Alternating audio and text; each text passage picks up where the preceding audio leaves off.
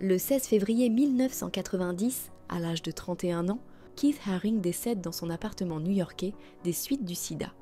Peu avant sa mort, il achève l'une des œuvres religieuses les plus marquantes et des plus émouvantes de sa carrière, la vie du Christ. Ce triptyque, qui célèbre l'adoration de la vie de Jésus, dépasse largement le cadre d'une simple représentation religieuse. Il se présente comme l'un des derniers témoignages significatifs de l'artiste, incarnant non seulement son profond désir de réconciliation et de compréhension, mais nous invite également à une véritable réflexion sur la paix intérieure. Tout au long de sa vie, sa relation avec la religion est marquée par une profonde complexité. À mesure qu'il évolue, Keith Haring remet en question les institutions religieuses et leurs dogmes, confrontant les valeurs spirituelles qu'il a reçues à une réalité souvent empreinte d'hypocrisie et d'exclusion. À travers cette vidéo, nous allons tenter de comprendre sa relation avec la religion et comment son art est devenu un moyen puissant pour exprimer ses idées. Né en 1958 à Reading en Pennsylvanie, Keith Haring est l'aîné d'une fratrie de 4 enfants. Il grandit dans la ville conservatrice de Kutztown, où il passera la majeure partie de son enfance. À l'âge de 4 ans, son père Alan Haring lui transmet sa passion pour le dessin et l'incite à créer des personnages. Ses premières créations sont fortement influencées par les dessins animés de Walt Disney et les univers imaginatifs du Dr Seuss. Il partagera cette passion pour l'art avec son ami d'enfance Kermit Oswald, qui l'aidera tout au long de sa vie à repousser ses limites personnelles. En grandissant dans un environnement familial, où les valeurs religieuses sont omniprésentes, le jeune artiste développe une conscience aiguë des notions de bien et de mal, ainsi qu'un profond sens de l'engagement envers sa communauté. Durant une partie de sa jeunesse, il s'implique dans le mouvement des Jesus Freaks, un groupe anti-fondamentaliste et antimatérialiste qui rejette l'autorité des églises traditionnelles. Leur philosophie repose sur une spiritualité simple et directe, déconnectée des structures hiérarchiques et de l'autorité des églises établies. Cette vision spirituelle sera essentielle dans la formation de son identité en tant qu'artiste et activiste. Après avoir passé ses examens de fin d'études, sous les conseils de ses parents et de son conseiller d'orientation, il s'inscrit à la Ivy School of Professional Art de Pittsburgh. Il réalise rapidement que cette formation de dessinateur publicitaire ne lui convient pas et décide alors d'interrompre ses études. Restant à Pittsburgh, il profite de cette occasion pour visiter la rétrospective de Pierre Alechinsky. Il est profondément fasciné par les tracés à l'encre et les couleurs vibrantes de l'artiste belge, trouvant dans son travail une nouvelle source d'inspiration pour ses propres créations.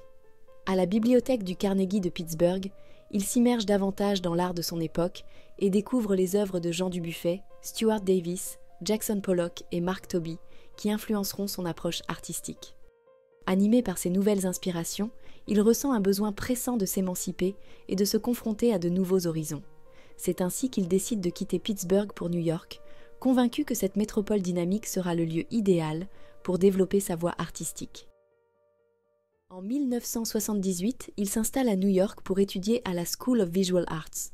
Cet environnement avant-gardiste lui permet d'explorer de nouvelles idées et de développer son style unique. En parallèle de ses études, il investit les espaces publics de New York, notamment les stations de métro, où il dessine à la craie sur des panneaux publicitaires vides. Ses interventions éphémères et accessibles lui permettent de toucher un large public et de démocratiser l'art. Ses dessins appelés les Subway Drawings abordent des sujets complexes, tels que la justice sociale et les droits civiques. Grâce à des figures dynamiques et des symboles évocateurs, Haring parvient à capter l'attention du spectateur de manière saisissante. Ses œuvres ne se contentent pas d'être visuellement attrayantes, elles établissent également un dialogue profond avec ceux qui les observent. En intégrant des éléments graphiques puissants et des messages percutants, Haring engage le public à réfléchir sur des thématiques sociales et politiques. À New York, Keith Haring tisse des liens avec des artistes emblématiques, comme Jean-Michel Basquiat et Kenny Scharf, avec lesquels il partage une passion commune pour l'art de la rue. Ensemble, ils explorent les espaces urbains, utilisant des techniques variées pour créer des œuvres percutantes qui capturent l'esprit de la culture underground de l'époque. Haring et Basquiat organisent des expositions dans des lieux emblématiques tels que le Club 57 et le Mud Club, qui deviennent des centres névralgiques pour l'avant-garde artistique. Au Club 57, il développe l'un de ses pictogrammes les plus iconiques de sa carrière, le Radiant Baby. Ce symbole représentant un bébé irradiant de lumière incarne des thèmes d'innocence, de joie, d'énergie et d'espoir pour l'avenir. Le Radiant Baby devient non seulement un emblème de son œuvre, mais également un cri de ralliement pour la jeunesse et la vitalité, dans un contexte marqué par des défis sociaux et politiques. Cette période d'effervescence artistique et d'engagement personnel voit Keith Haring affirmer son identité en tant qu'artiste gay, utilisant son art pour aborder des thèmes liés à la sexualité et à la lutte contre l'homophobie. En combinant ses relations artistiques et ses convictions personnelles, Haring forge une carrière qui transcende les simples frontières de l'art, faisant de lui un porte-voix pour les droits des LGBT et un défenseur de la justice sociale. Dans les années 70, des figures évangéliques comme le pasteur Jerry Falwell mènent des campagnes actives contre l'avortement et les droits des homosexuels. Leurs idées étaient profondément intégrées dans la politique de l'époque et visaient à influencer les lois et les normes sociales de la société. Ce mouvement a contribué à instaurer une atmosphère de répression envers les communautés marginalisées, en particulier les personnes LGBT. Un exemple notable de cette époque est la campagne Save Our Children. Le 7 décembre 1976, Ruth Schack, conseillère du comté de Dade, propose une loi interdisant la discrimination fondée sur l'orientation sexuelle dans la région de Miami. Cette proposition est adoptée, mais suscite immédiatement une vive opposition de la part des communautés religieuses locales. Soutenue par le pasteur Jerry Falwell, la chanteuse Anita Bryant décide de renverser l'ordonnance en organisant un référendum local. Avec une trentaine d'autres personnes, ils fondent Save Our Children, une coalition conservatrice qui leur sert à médiatiser leur combat. Face aux attaques de Save Our Children, et malgré le soutien d'homosexuels d'autres États, la communauté LGBT de Miami peine à organiser la contre-attaque. Anita Bryant et ses partisans remportent une large victoire au référendum local. Cette victoire marque un tournant dans la lutte pour les droits des homosexuels, soulignant les profondes divisions qui existent dans la société concernant les questions d'égalité et de discrimination. Quelques années plus tard, l'artiste devient l'un des porte-paroles de la lutte contre l'homophobie.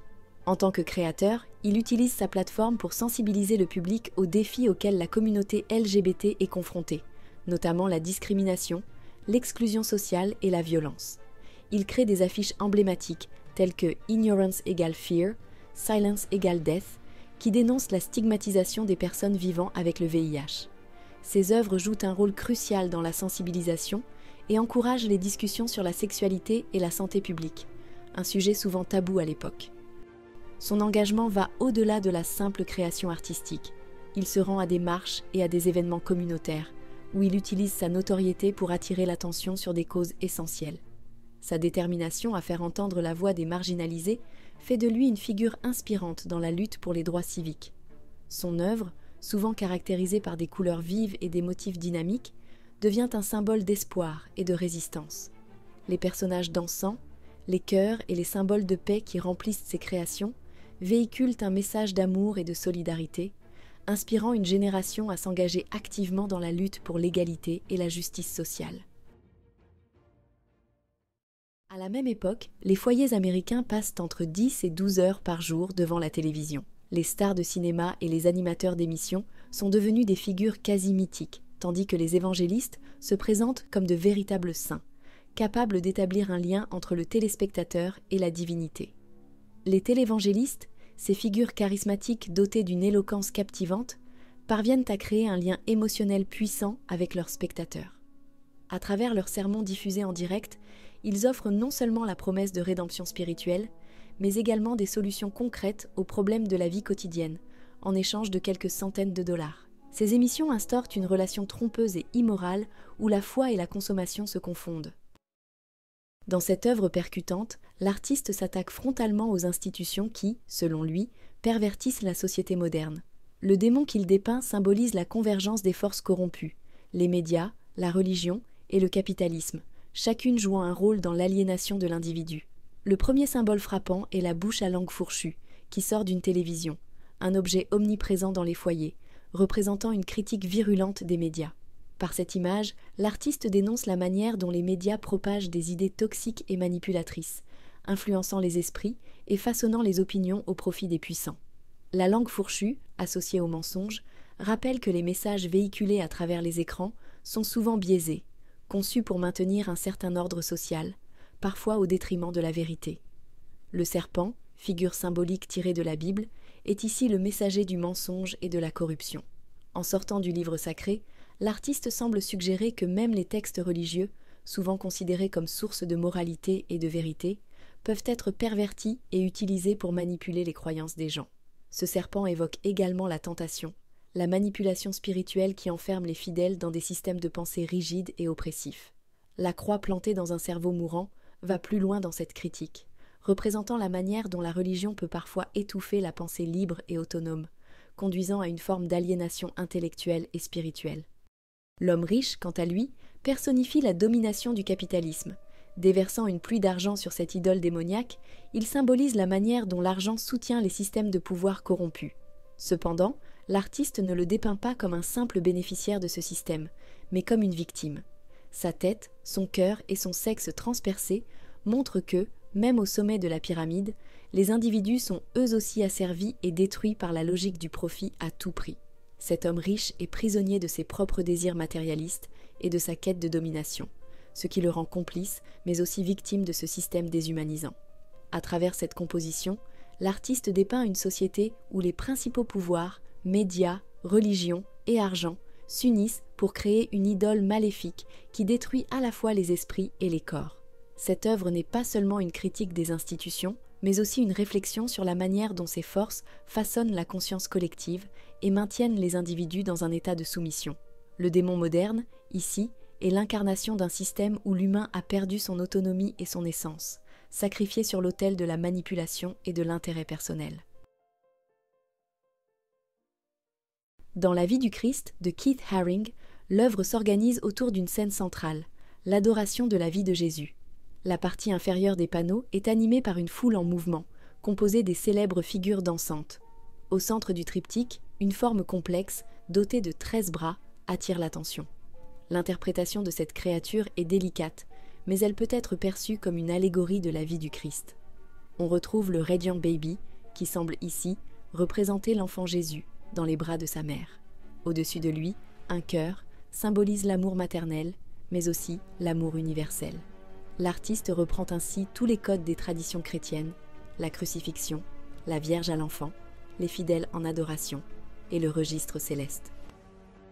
Le triptyque ne se limite pas à une simple représentation religieuse, il constitue une véritable expression de la vision personnelle de l'artiste sur la spiritualité. Il nous invite à une réflexion plus profonde sur notre propre rapport à la foi. Son choix d'inclure différents éléments brouille les frontières entre le sacré et le profane, suggérant ainsi que la foi ne se limite pas à un cadre rigide, mais peut s'étendre à des aspects plus vastes, tels que l'amour et la solidarité. En somme, ce triptyque devient un miroir dans lequel chacun peut projeter sa propre interprétation de la religion et de la foi. Il reflète non seulement l'introspection personnelle de l'artiste, mais pousse également le spectateur à se confronter à ses propres croyances, valeurs et doutes.